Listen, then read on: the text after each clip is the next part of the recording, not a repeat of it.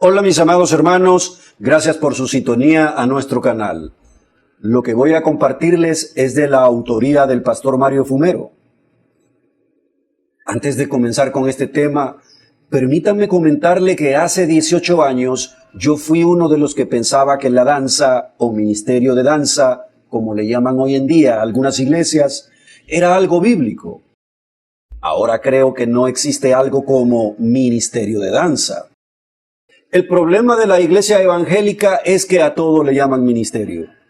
Ministerio del chipote chillón, ministerio de ranchera, ministerio del folclor, ministerio de los banderines, ministerio Fuego Santo, ministerio Castillo del Rey, ministerio Fuerza 7, ministerio de arte, etc.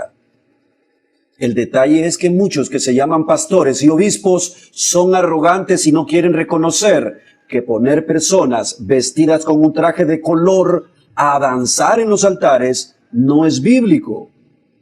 Necesitamos llevar a la iglesia a una estructuración de lo que son los ministerios y sus funciones dentro de la misma.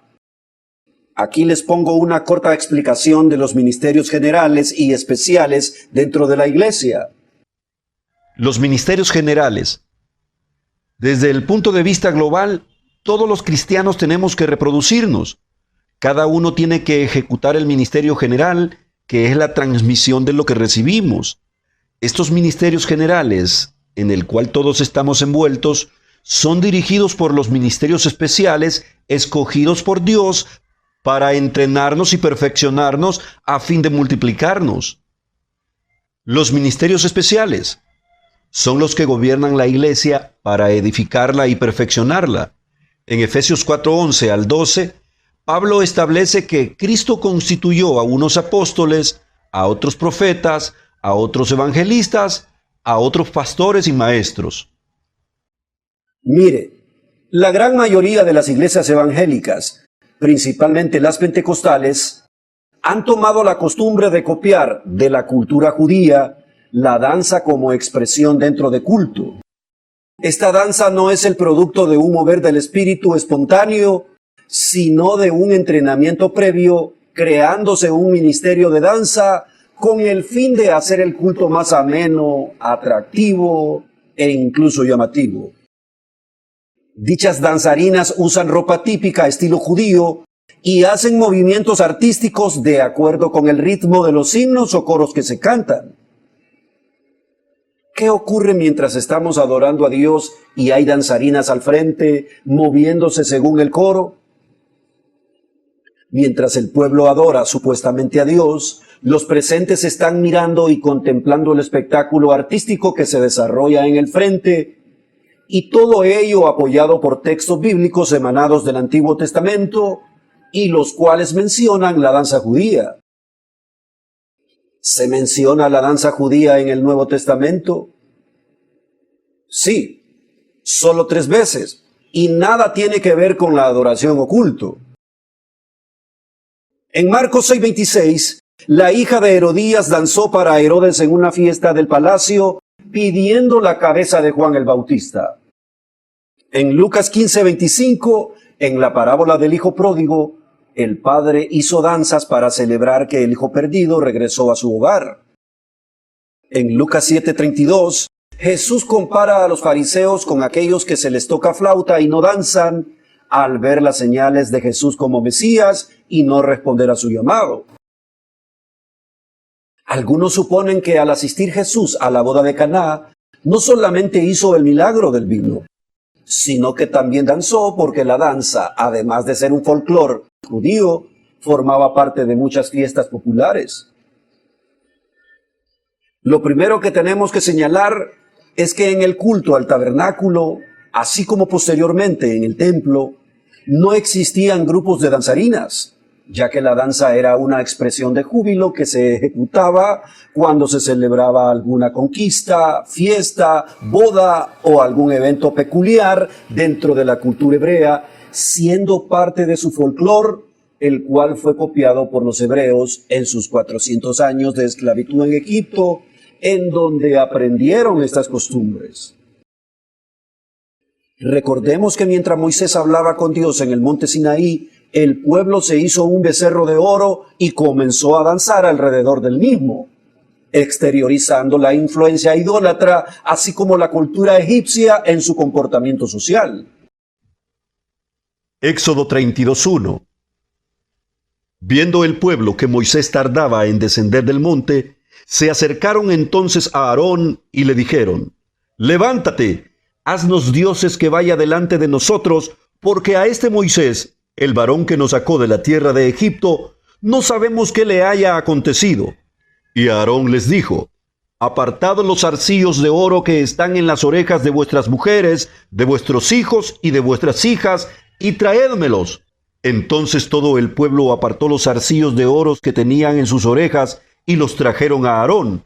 Y él los tomó de las manos de ellos y les dio forma con buril e hizo de ello un becerro de fundición. Entonces dijeron: Israel, estos son tus dioses que te sacaron de la tierra de Egipto. Y viendo esto Aarón, edificó un altar delante del becerro y pregonó a Aarón y dijo: Mañana será fiesta para Jehová. Y al día siguiente madrugaron y ofrecieron holocaustos y presentaron ofrendas de paz, y se sentó el pueblo a comer y a beber, y se levantó a regocijarse. Cuando oyó Josué el clamor del pueblo que gritaba, dijo a Moisés: Alarido de pelea hay en el campamento. Y él respondió: No es voz de alaridos de fuertes, ni voz de alaridos de débiles. Voz de cantar oigo yo. Y aconteció que cuando él llegó al campamento y vio el becerro y las danzas, ardió la ira de Moisés y arrojó las tablas de sus manos y las quebró al pie del monte. Y tomó el becerro que habían hecho y lo quemó en el fuego, y lo molió hasta reducirlo a polvo, que esparció sobre las aguas, y lo dio a beber a los hijos de Israel. En el Antiguo Testamento solo aparece la danza en momentos de algarabía y júbilo espiritual.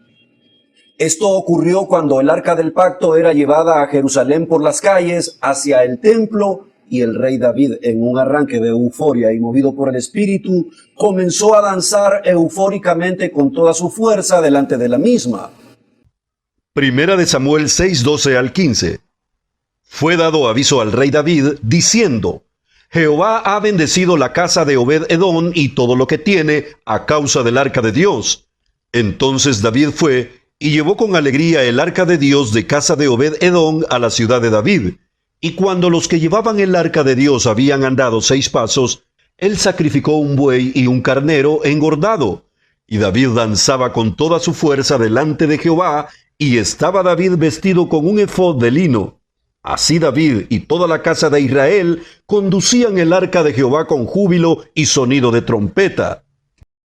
Debemos entender que el devocional dentro del culto tiene como propósito conectarnos con el Señor para orar, adorar y expresar nuestras necesidades, así como cantar para que preparemos nuestros corazones a fin de recibir la palabra del Señor, de manera que, si tenemos la mente en el Señor y nuestra boca se abre para alabarle, cualquier cosa que se esté realizando simultáneamente en el púlpito nos puede distraer y llamar la atención, rompiendo este espíritu de comunión.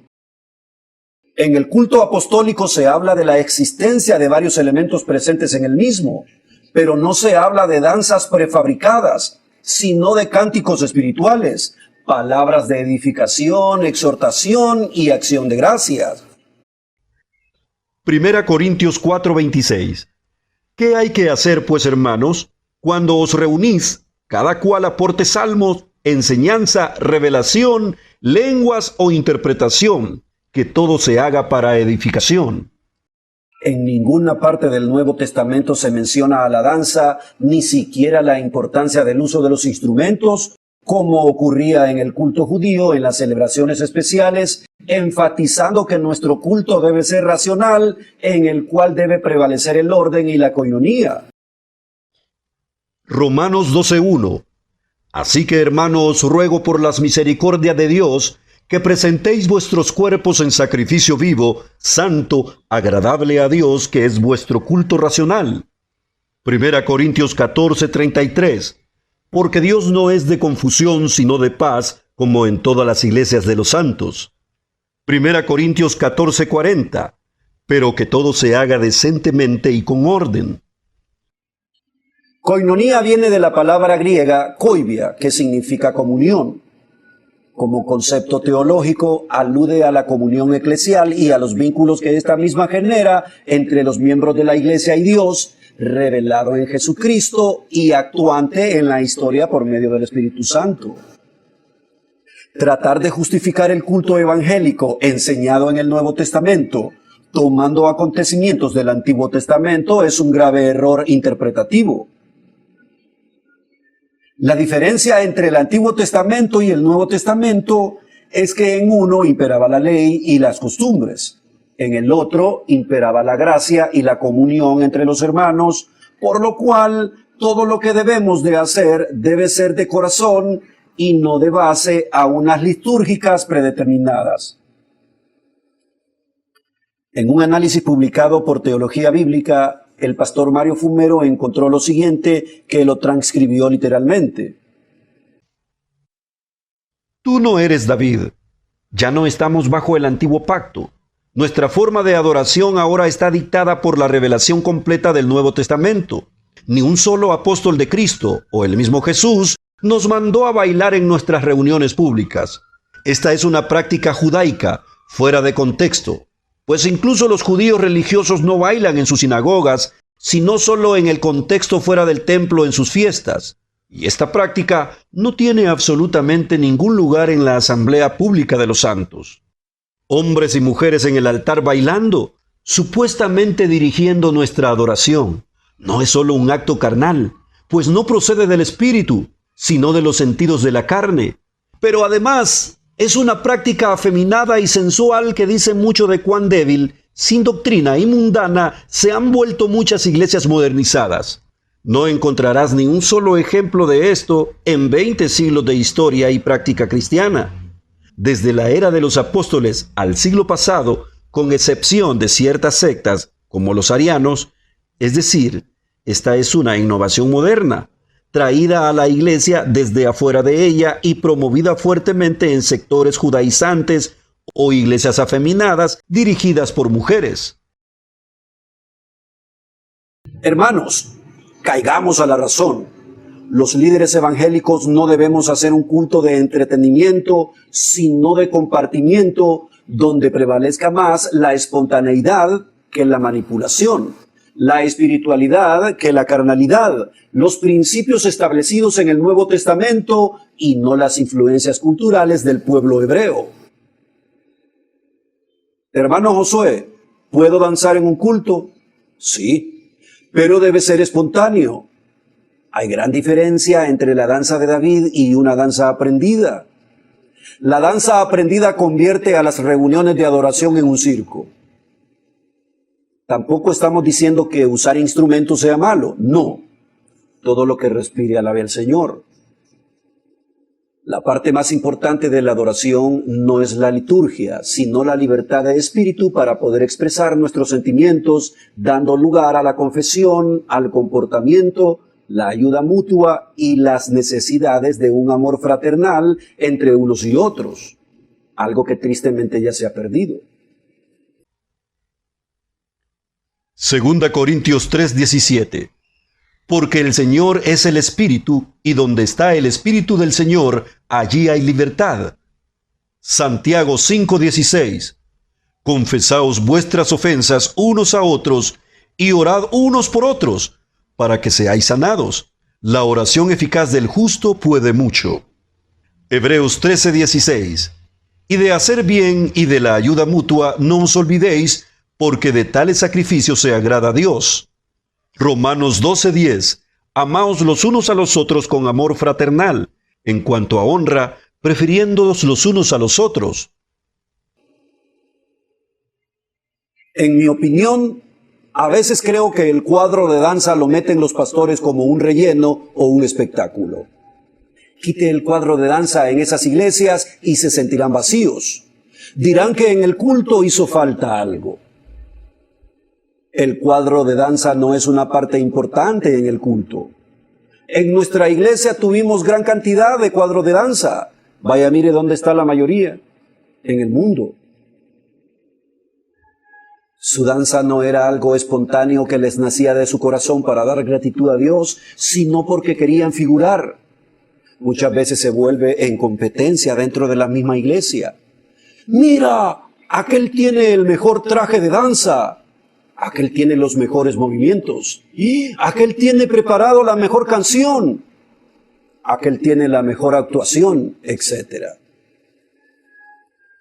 Lo que Dios desea con respecto a la adoración y la alabanza es que sus hijos entren a su presencia humillados, confesando sus pecados para que luego sean perdonados y puedan alabar a Dios en santidad y servirle en espíritu y en verdad.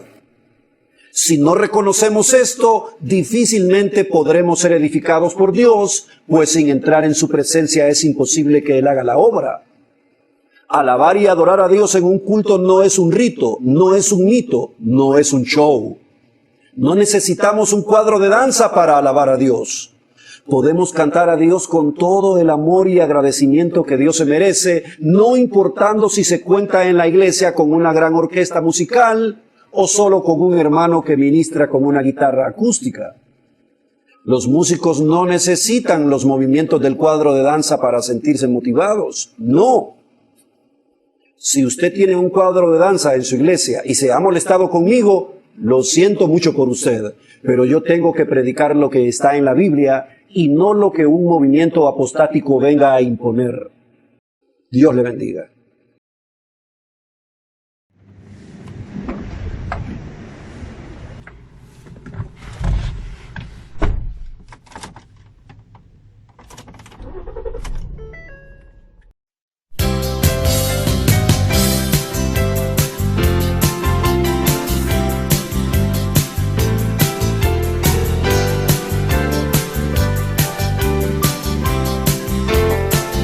Mansión gloriosa tengo yo en el cielo, donde las maldades nunca entrarán.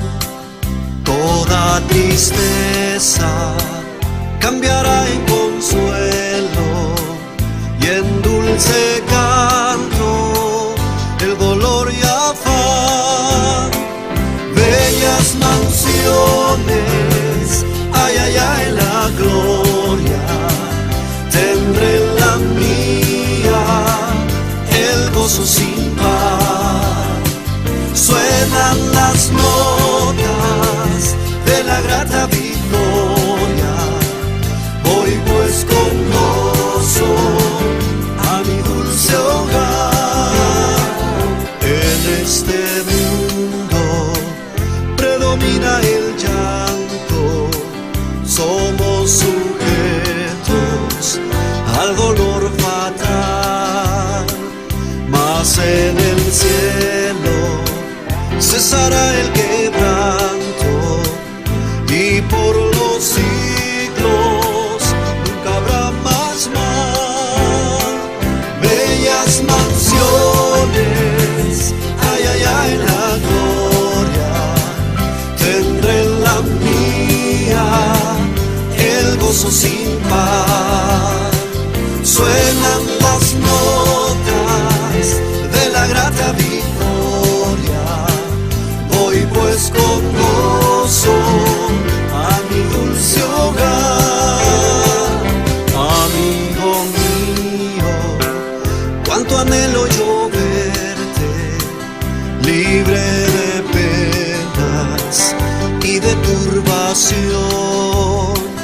A Jesucristo debes ya entregarte, tendrás también